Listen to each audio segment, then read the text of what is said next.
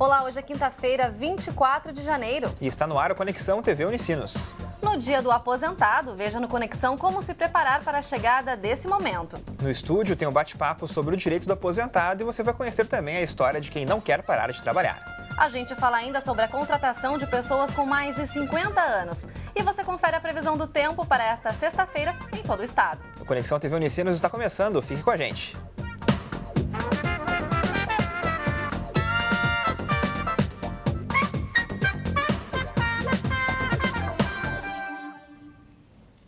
Hoje, 24 de janeiro, é dia do aposentado. No Brasil, aqueles que querem se aposentar precisam cumprir com algumas obrigações. Primeiro, é preciso estar filiado à Previdência Social. A partir daí, existem duas opções: a aposentadoria por idade ou tempo de contribuição com o INSS.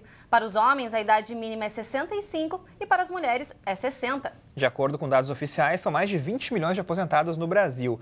Destes, muitos ainda continuam trabalhando por diversos motivos. Entre eles está, claro, a remuneração e o desejo de manter uma vida ativa.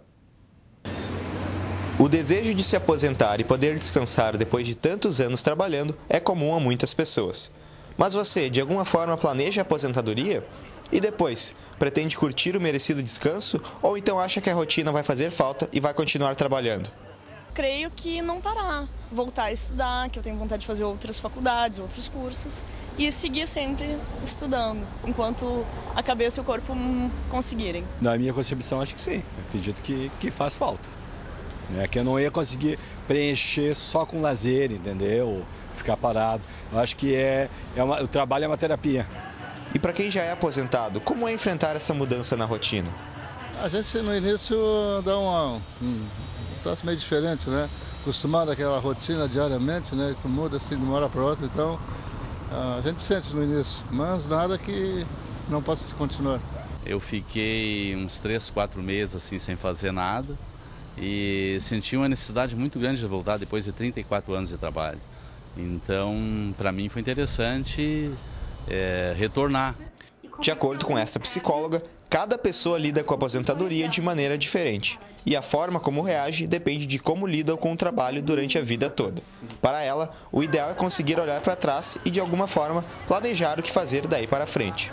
Poder olhar para trás e poder reconhecer o que se fez, né? Poder pensar o que se gostaria de fazer daqui para frente, né? Quando se tem mais tempo para fazer outras coisas, ao que as pessoas gostariam de se dedicar, o que elas acham importante. Poder cultivar as relações. E isso também tem a ver com o jeito que as relações foram cultivadas durante toda a vida. Para algumas pessoas, é difícil, depois de tantos anos, largar o trabalho que realizou durante grande parte da vida. Por isso, às vezes, é preciso encontrar alguma nova atividade ou até mesmo voltar a trabalhar. O trabalho como professora de uma escola para deficientes auditivos sempre esteve muito presente na vida de Valdenir. Hoje, quando lembra, sente saudades do contato com as crianças. A educação está nas minhas veias, eu sinto necessidade, eu preciso esse contato com os alunos. E esse contato, essa afetividade, essa troca de experiência me faz muita falta. Isso me faz, eu sinto um vazio quanto a isso. Para a psicóloga, esse desligamento do trabalho está mais difícil hoje em dia, pois ele se tornou uma referência na vida das pessoas. Como passamos muito tempo trabalhando, construímos aquilo que somos em cima daquilo que fazemos. É muito mais complicado hoje do que há 50 anos atrás, por exemplo, se construir uma identidade. Então, o que acontece é que as pessoas acabam criando essa identidade muito em cima do que elas fazem, ou seja, da sua identidade profissional, do que elas produzem. E por isso o momento de parar de trabalhar é tão complicado, né? É complicado de maneira geral e para algumas pessoas é como se elas se perdessem de si mesmas. Depois que se aposentou, Valdenir pretendia passar 1 ano viajando e curtindo os filhos. Os planos duraram 6 meses. Logo começou a trabalhar com o marido numa empresa de artigos para festas. E hoje, a ideia é voltar a trabalhar com crianças e, quem sabe, voltar para a faculdade. Eu estudei muito para isso, né? E hoje eu fico pensando assim, foi uma parada necessária, sim. Mas e o que eu vou fazer com tudo isso que eu estudei e que hoje a gente vai amadurecendo e vai vendo que tu pode colaborar muito com o que tu Isso aí eu sinto muita falta. Eu acho que isso ficou um vazio. E esse vazio eu tenho que voltar a preencher. Bom, como nós vimos na reportagem, a decisão de parar de trabalhar pode gerar aí muitas dúvidas. E é para esclarecer algumas questões que nós recebemos alguns entrevistados aqui no estúdio, né, Rodrigo? Isso mesmo, Vanessa. Com a gente, Daniel Lemertz, advogado previdenciário, Marilda Pérez, que é psicóloga clínica e diretora da Sociedade de Psicologia do Rio Grande do Sul, e ainda Gilberto Galvão, que mesmo depois da aposentadoria, continua trabalhando como técnico de laboratório. Olá, sejam bem-vindos. Olá, tudo bem? Daniel, para a gente começar essa conversa, como é que, na sua visão, de uma maneira geral, as pessoas elas estão se preparando para a chegada desse momento da aposentadoria? Pois é, na verdade, esse é um questionamento que sempre é bom fazer uma análise ampla disso tudo. Por quê? Porque cada vez as pessoas chegam mais próximas da sua aposentadoria. E eu digo mais próximos porque são vários tipos de qualidades segurados, vários tipos de aposentados, né? E dentro desses vários tipos, eles se preparam. Exemplo, o mais tradicional, o homem lá com 35 anos, quando ele está com seus 28, 29 anos de carteira assinada, ele já vai até o escritório, já leva a carteira de trabalho para a gente dar uma analisada, para ver lá se ele diz o seguinte: ó, doutor, eu já tenho um tempo especial, trabalho com insalubridade. Então, dentro desse ciclo dele, laborativo, ele já está preparado com 28 anos para se aposentar, né? Então, eu digo que 90% das pessoas têm direito de se aposentar muito antes do que se imaginam. Por quê? Porque dentro dos contratos de trabalho existem inúmeras situações por exemplo, uma pessoa que trabalha na produção de uma empresa, que está exposto a um ruído acima de 85 decibéis, sendo homem, reduz em 40% aquele tempo. Então, se ele trabalhou 10 anos numa empresa com ruído acima de 85 decibéis, ele vai reduzir o tempo dele em 4 anos. É como se estivesse trabalhando 14 anos e não 10. Isso somando todos esses períodos que ele tem, entrando, saindo das empresas, ele chega lá na reta final dele e vê que com 28 anos de carteira assinada, ele já vai estar aposentado. Por isso que é sempre bom buscar informações, né, Rodrigo? É verdade. E, Marilda, quando a pessoa já está pensando em se aposentar, é importante que ela comece a diminuir o ritmo já de trabalho ou não? A pessoa pode seguir no máximo até o final? Veja só, esse é um projeto de cada um, né? O que nós podemos perceber é que cada vez mais o número de idosos aumenta, né? Idosos ainda produtivos, tá? Em relação aos jovens.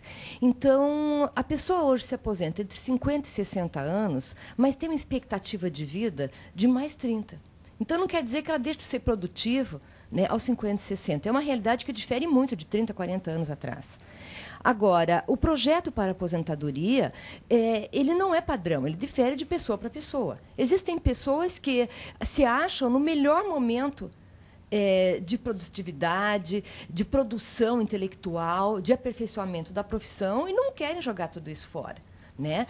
Ao mesmo tempo, poder se aposentar implica em um rendimento extra. Né, a segurança de todos os meses ter uma estabilidade financeira complementar. Outras pessoas chegam à aposentadoria já numa condição física, como o doutor recém colocou, que o expõe a riscos, né, que o expõe a um desgaste maior, o pessoal da agricultura, o pessoal da indústria pesada. Então, eles chegam com a outra demanda, a idade da aposentadoria. Né? Então, poder parar subitamente isso, para ambas as categorias, representa um corte muito abrupto. O ideal é que a pessoa possa ir repensando o seu projeto de vida, né, para essa aposentadoria que chega precocemente. Então, se ele tem, digamos, com base no que foi dito agora, que ele tenha começado com 18 anos, ele vai estar aposentado muito cedo. Bom, a gente quer saber, né? Então, um exemplo do seu Gilberto. Como é que aconteceu com o senhor? Como chegou esse momento da aposentadoria? Há 15 anos isso aconteceu, foi isso? Como é que foi esse momento? O senhor se preparou ou acabou chegando e pronto, tem que enfrentar essa parte? Não, na realidade, conforme eu tinha comentado ali, né, eu não estava preparado ainda. Não houve uma preparação prévia assim, para aposentadoria.